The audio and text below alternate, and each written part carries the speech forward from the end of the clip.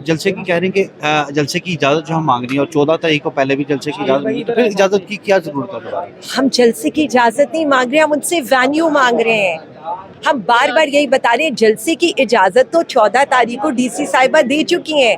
अब तो बात यह है कि हम इनके अगेंस्ट कंटेम्प्ट, देखिए हमने 2 पिटिशंस किए हैं। एक ये कंटेम्प्ट की पिटिशन थी जो उन्होंने 23 तारीख तक मौखर किए। एक हमने 14 को डीसी के ऑफिस में नई कही है कि आप हमें जगह तो देना। देखिए ये हमारा आईनी कानूनी हक है।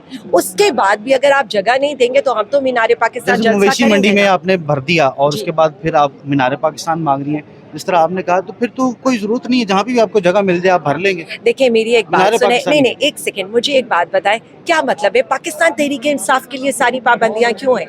मेरे ख्याल में लाहौर में सबसे बड़ी जगह मीनारे पाकिस्तान है। हम तो कह रहे हैं उससे भी बड़ी जगह को इनको मिलती है ना, वो दे दें हमें, हम वो भी आपको भर देंगे। लेकिन मीनारे पाकिस्तान की एक सिंबॉलिक वैल्यू है। आप ये देखें कि आज़ादी की तहरीक वहाँ से शुरू हुई थी। हम ये कहते हैं कि हमारी हकीकी आज़ादी भी वहीं से हो।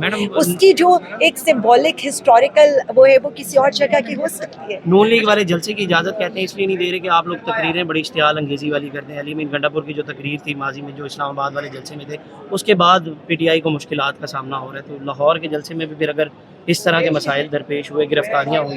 वैसे तो मैं इनका माजी इनको याद कराना नहीं चाहती, नहीं तो मैं अगर शुरू हूँ नवाज शरीफ साहब के गुजरावाला के जलसों से, फिर ये जो हमारी माशाल्लाह फॉर्म 47 की जो वज़ीर आला साहिबा हैं, उनके जो जलसों में जिस तरह के नारे लगते थे, फिर मैं डिफेंस मिनिस्टर ख्वाजा आसिफ साहब पर अगर आ जाऊँ, जो सारे जो ये कहते थे जी गोश्त भी खा गए हैं तो हड्डियाँ बच गई हैं, तो अब हड्डियाँ भी खा जाएंगे। सिर्फ एक सेकंड फिर मैं जरदारी साहब पर आ जाऊँ, जिनका बेटा ईंट बजाते बजाते माशाल्लाह उनकी पूरी जमात ही चट्टान बनकर खड़ी हो गई है।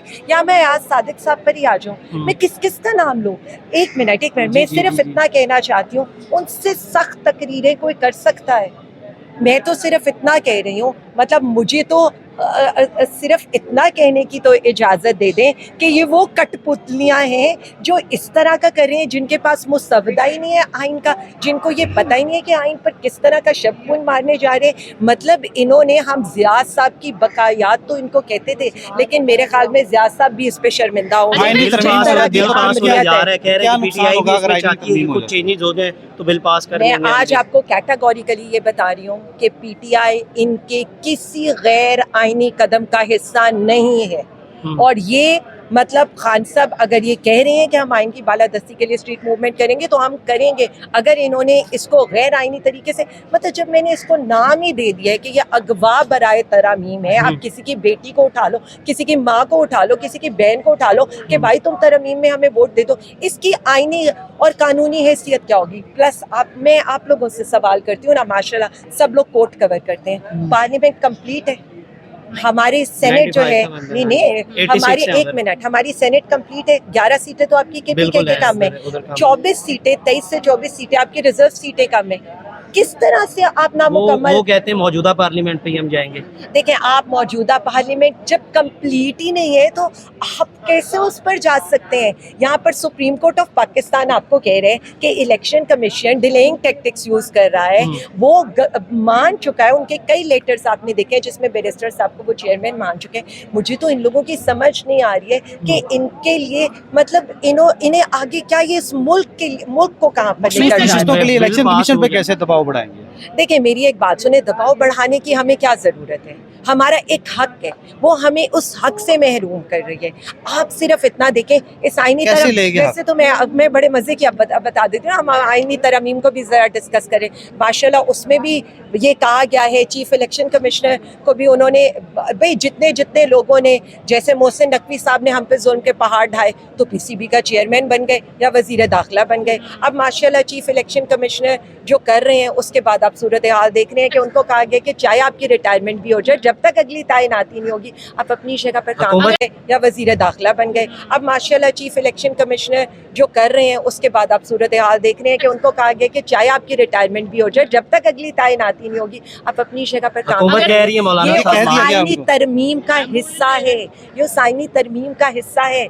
आप हर किसी को एक लेजिटिमेट कवर दे रहे हैं। मुझे तो सिर्फ इन जमहूरियत पसंदों से ये पूछना है, वैसे मैं इनको जमहूरियत पसंद क्यों कहूँ, जिनको अवाम का ख्याल नहीं है, जो इस मुल्क का ख्याल नहीं है, अब इस आइन का भी ख्याल अगर ये नहीं आइन की तरफ है। और पास वैसे हो तो जाती है। भुट्टो साहब की रूह क्या तिलमिला रही होगी कि उनका नवासा जो ये इसका क्रेडिट लेती थी जो पार्टी, और जो ये कहती थी कि ये आइन हमारा है, आज उसी आइन के ऊपर सारे हमले हो रहे हैं, तो कौन खड़ा है? सिर्फ अगेन बिल पीटीआई पास और हो जाता है अवाम तो खड़ी है। पीटीआई को मजीद मुश्किलात का सामना होगा। मैं आपको बता रही हूँ, मुश्किलात में तो हमेशा मौलाना ये साहब भी कह रहे हैं कि वो मान गए हैं किसी हद तक हुकूमत मैं के साथ। आपको एक बात बता दूं, पीटीआई के लिए कौन सी हमारी राह के अंदर पहले फूल इस्लामाबाद बिखरे वाला हुए हैं। जलसा आसानियों के बाद ही आया था। आसानियां थी, आप उनको आसानियां कहते हैं? आपने लोगों के कंटेनर पूरे उसको बना दिया, दिए थे। हमारे जी। पूरे पंजाब में आपने लेकिन हमारे किसी हद तक तो आसानियां थी। अगर 15 मौलाना- महीने बाद मौलाना- जलसा करने जा रहे थे आप, मैडम- 15 महीने बाद। एक सेकंड, सर, आप मेरा लोग एक मतलब सवाल- आसानियां, मुझे तो आसानियों की डेफिनेशन चाहिए।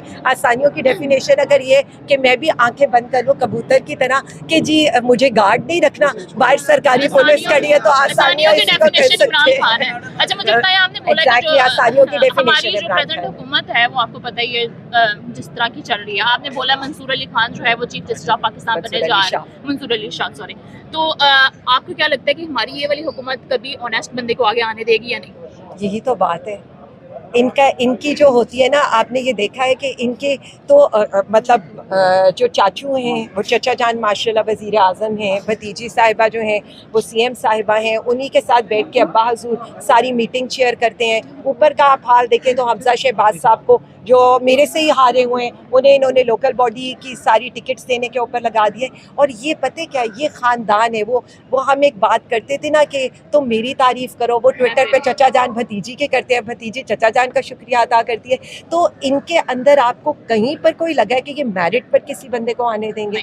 मैंने उस दिन एक प्रोग्राम में कहा था, आज मैं आवाम के सामने और आप सब लोगों के सामने, क्योंकि आपकी आवाज़ ज़्यादा पहुँचती है, प्रोग्राम्स की आवाज़ कम ही पहुँचती है, मैं सिर्फ इतना कहना चाहती हूँ, छोड़ दें सारी चीज़ें। हमारी इखलाकियात का जनाजा उसी दिन निकल गया था कि जब 2 उनके पार्टी के टॉप लीडर्स को जेल में बैठी हुई खवातीन ने हरा दिया था, लेकिन वो बड़े फ़ख्र के साथ अपनी उन सीटों पर काबिज। लेकिन अच्छा, मौलाना अगर मौलाना साथ छोड़ देते हैं तो फिर क्या करेंगे? मौलाना साथ छोड़ देते मैं हैं आज आपको ये बता रही हूँ, हमें सिर्फ अपनी आवाम का और अल्लाह रब्बुल इज़्ज़त का साथ चाहिए। उसके अलावा हम सिर्फ इतना समझते हैं, जो कोई हमारा साथ देगा ना, वो हिस्ट्री में लिखा जाएगा। मौरख यही लिखेगा कि हक की तरफ कौन खड़ा था और दूसरी तरफ कौन खड़ा था, पाकिस्तान की तरफ कौन खड़ा था और पाकिस्तान के अगेंस्ट कौन खड़ा था, आइन की तरफ कौन खड़ा था और आइन के अगेंस्ट कौन खड़ा था। यही मौलाना साहब है जिनको माजी में एक सेकेंड में मैं यही कहना चाहती हूँ कि मुझे ये पता है कि वो वही फैसला करेंगे और बड़ा सोच समझ कर उन्हें करना चाहिए, क्योंकि ये आने वाले मुस्तकबिल का सवाल है।